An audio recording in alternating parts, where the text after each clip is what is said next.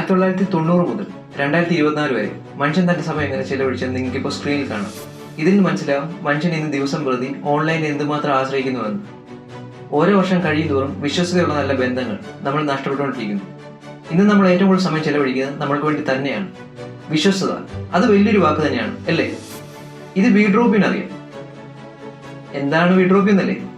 ഹോസ്പിറ്റലിൽ പോകണം, എയർപോർട്ടിൽ പോകണം, മാർക്കറ്റിൽ പോകണം, അങ്ങനെ കുറേ സ്ഥലത്ത് പോകണം. സ്വന്തമായിട്ട് 4 ചക്ര വാഹനവും ഉണ്ട്. പക്ഷെ മക്കളാരും നാട്ടിലില്ല.